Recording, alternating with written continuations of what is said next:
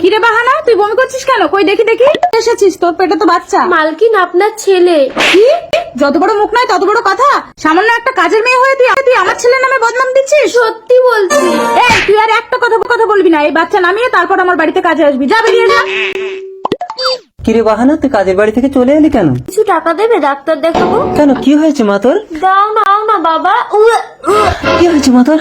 সত্যি করতে করে বল, কি হয়েছে? চল আমার সাথে। আমাকে কোথায় নিয়ে? স্যার, আচ্ছা, ও তোমার কোথায় কোথায় হাত দিয়েছে? এখানে এখানে এখানে? হ্যাঁ, প্রথমে ও এইভাবে হাতটা ধরেছিল, এইভাবে একটা দিয়েছিলাম। স্যার ওকে ক্ষমা করে দিন, ছোট মানুষ। এই বুড়ো, তোকে ভেতরে ঢুকে দু চার গাছে তো অফিসার, আমি কিন্তু এমন জায়গায় নালিশ করবো আপনার চাকরিটাই থাকবে না। ভয় পেয়ে গেছি। তা বলি, নালিশ কোথায় জানাবি রে? Social media. না উচিত শিক্ষা দেবো, চলো।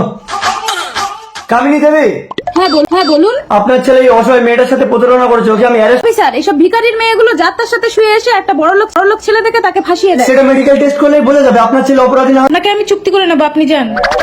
Social media.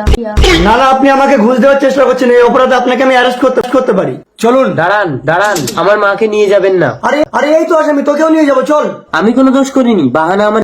বিল। হ্যাঁ মা, টাকার অহংকারে তোমার তো মাটিতে পা পড়ে না, তাই আমি বাহানার করিনি। এটা কি সত্য মা? হ্যাঁ বাবা, সেটা তো আগে বলতে হতো। শাশুড়ি মার ভয়ে আমি বলিনি। আমার একমাত্র বৌমাকে কি আমি তাড়িয়ে দিতাম বাহানা? অফিসার, সারা শহর আলোয় সাজিয়ে দিন। আমি আমার ছেলের বিয়ে আবার ধুমধাম করে দিতে চাই। কিন্তু আমার তো আপনি চিন্তা করছেন কেন? মানুষ তো মানুষের জন্য। আমি তো আছি। মানুষের জন্য